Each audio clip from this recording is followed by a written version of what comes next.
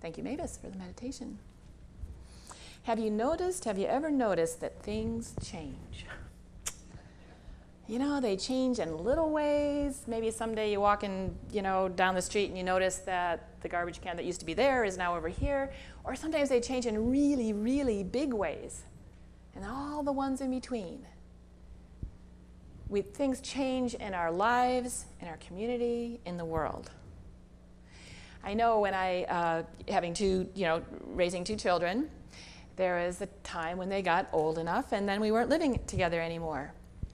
And I went to work and I came home from work and it was amazing. Nothing in the house had changed.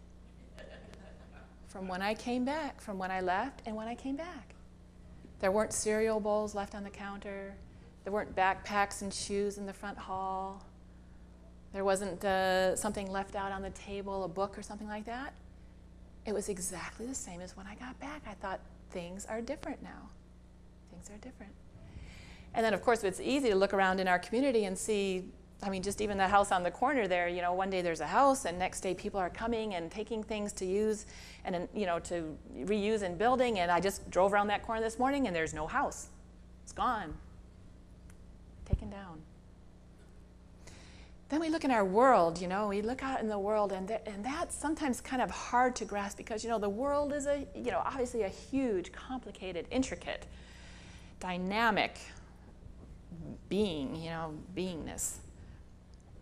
And I thought one of the things that really piques my interest, my curiosity, is about how certain peoples ended up in certain parts of the world. Basically, that's kind of what has been my question. And you know what? I found a book. There's a book that came out. The subtitle of the book is called The Fates of Human Societies.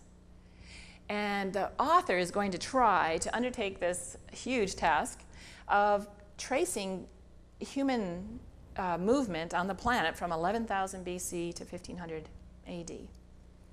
And why some people traveled this way and some people traveled this way. And why some people stayed where they were. And some people developed these skills and other people's developed these.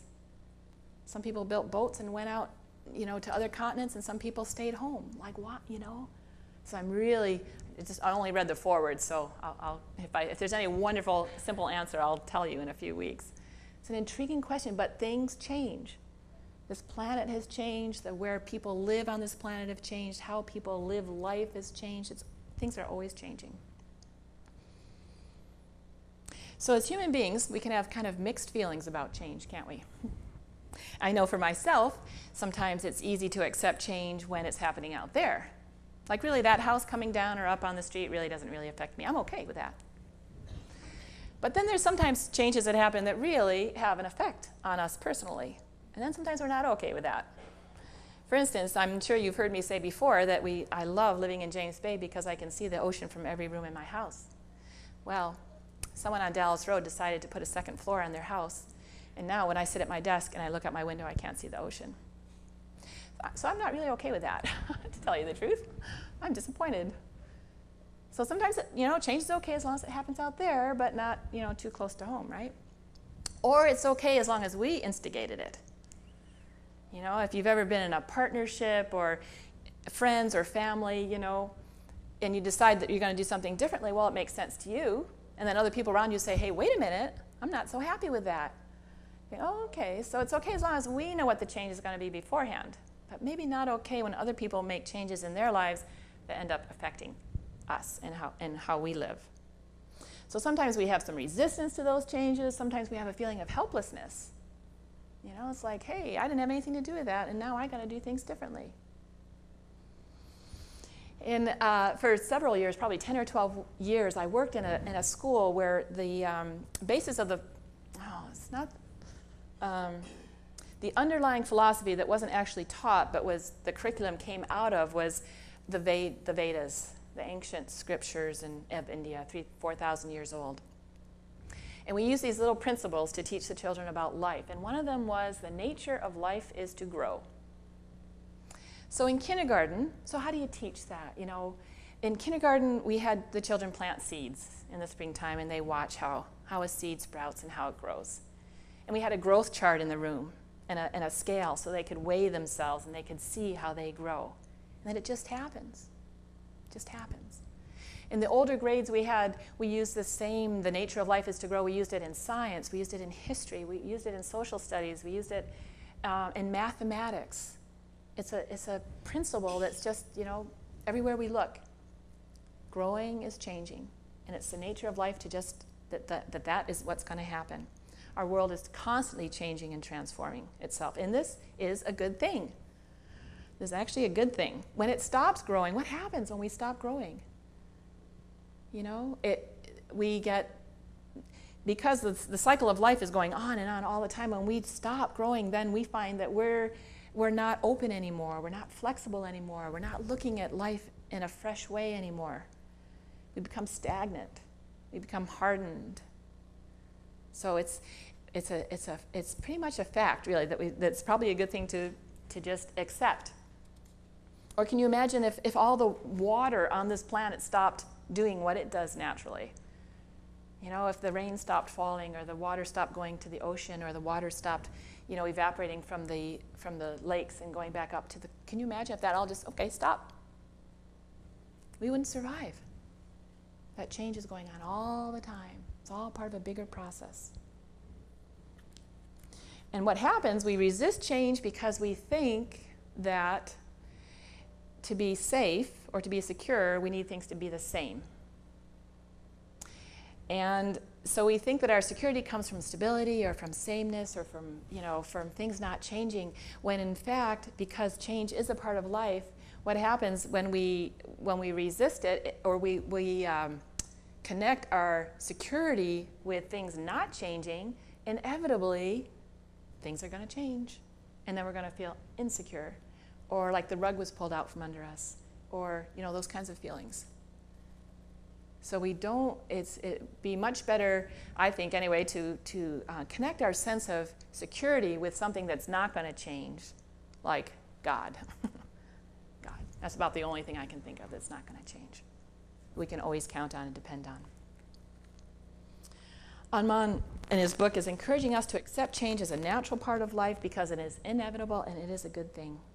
So if we count on things to change, then we are expecting it. And we're looking for it. And we're prepared for it. We may not know what it's going to look like. But, what we can know is that, probably next week, something's going to be different in my life. And probably next year, it's going to look really different. We don't need to know what it's going to look like, but we need to know that it's inevitable, that it's going to happen. And so we go out to meet it. We expect it. We don't get tied down into the security of, as long as I live in this house, I'll be happy. Or as long as I have this job, then I'm going to be okay. I live, of course, close to the breakwater. And so I thought there's a great image there there's the seals that float just off the breakwater. And then there's this incredible, huge concrete, mass that goes out into the ocean. I thought it's a great example of how the seals are just floating in the water there, And they're just, life changes, the tide goes out, the tide comes in, their food source changes, the winds blow different ways, but they're not, they're just gonna, they know that that's gonna happen. They know that those changes are gonna occur. And something that's solid and firm, I don't know if you've ever seen the waves break on the breakwater, but that's, when we try to stay the same in life that is moving, what we end up with is that disruption in those huge crashing waves on the breakwater. Life will just run into us. I don't know if anybody's had that experience. Or like a moving walkway, one of those moving walkways in the airport, That's life. And we can stop. What happens? We fall off the end. Or people bump into us from behind. Because life is evolving. Life is changing. So we want to be expecting those changes and looking for them and knowing that they're coming. And then we can be part of the process. When things change, then there's always a choice, right? And we have to perhaps, say for instance, this house, now that my view is blocked. So I have a choice. I can move or I can stay. And what Anman is telling us is that we always have more than two choices. It's a great thing to remember. He said, when life presents us with two choices, we often forget that there is always a third or a fourth way. There is a magical confluence that embraces both. And in our minds, I know sometimes it's like we feel we have too many choices. I want to try to narrow it down to two. I want to do this or that. But really, when we do that, we're just blocking out all kinds of possibilities, all kinds of opportunities. We're blocking out the chance for new information to come in to us and to so that we make a different decision. There are always more than two choices. We want to look for that. It's not like there's two choices like this and this. Often there's a place where they meet, where we don't actually have to make this or this. It's not always black and white. When we studied Gandhi last year, I don't know if you remember, one of the things that how he lived his life is, well, when you looked at his life, there were a lot of people who were very against what he was trying to do. There was a lot of people who had a problem with his approach and his actions and his words. There's a lot of antagonism towards him.